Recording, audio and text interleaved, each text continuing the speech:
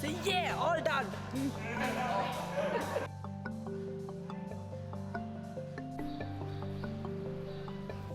To understand the process of disability awareness, there can be different approaches to tackle the subject. One being the advocacy-based approach, another being the action-based approach. But both lead us to one common goal: access to facilities and opportunities for disabled individuals. Understanding our differences is an organization leaning more towards the advocacy approach, whereas Smile Mass is more action-based. Joe Quintanilla of the National Braille Press, who is also a board member of Understanding Our Differences, speaks about the need for advocacy in this space. When it comes to the diversity, equality, inclusion, which has been obviously a very popular thing to talk about and very popular thing to boast that you're doing, we still have a big problem. People with disabilities are not part of that conversation. It's all about gender, it's all about ethnicity, skin color. It's never about people with disabilities. And people with disabilities cuts across every single demographic. Skin color, ethnicity, gender, and that is never discussed. And it's unfortunate that they're never part of the conversation. It's more political about the demographics that the media likes to speak about or politicians like to speak about, but it isn't about people with disabilities. It's unfortunate. Understanding Our Differences contributes to the cause by crafting curricula for schools, organizing interactions between children and disabled individuals, and outreach. Smile Mass, on the other hand, has programs for accessible play and travel with the option of adaptable equipment. But both approaches lead to better quality of living, healthy social interaction, and inclusion and investment in the community.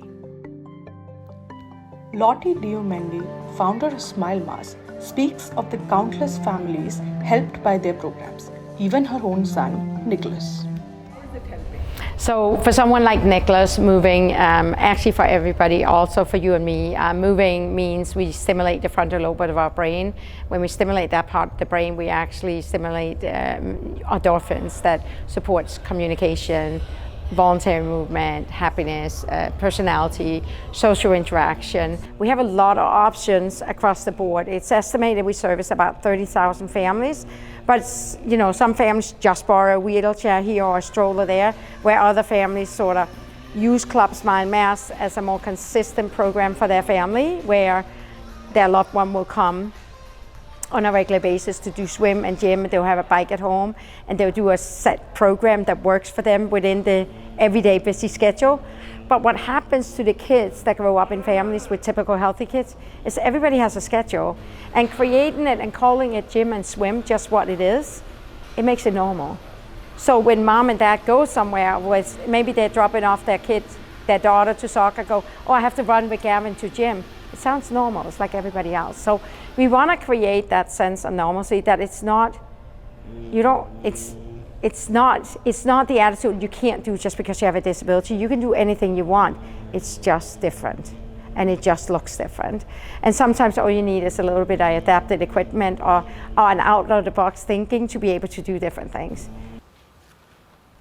All this work leads to the same goal: access for the community through awareness.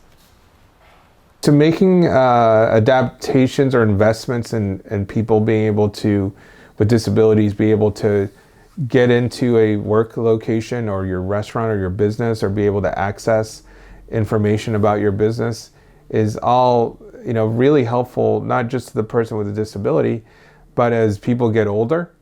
They might not be able to do stairs. Having a wheelchair ramp is something that people can use. There are a lot of hidden disabilities or with age that everybody starts to experience that it can be helpful. But even before we get to that, it's just a good moral thing to do. Do you want people to be able to have access? If you really want inclusion, then having an entryway for someone who has a mobility impairment is the right thing to do. Is it, is it worth the money that's spent? Absolutely, because you're doing the right thing. you're giving them an opportunity to be a part of your business, to be a part of society.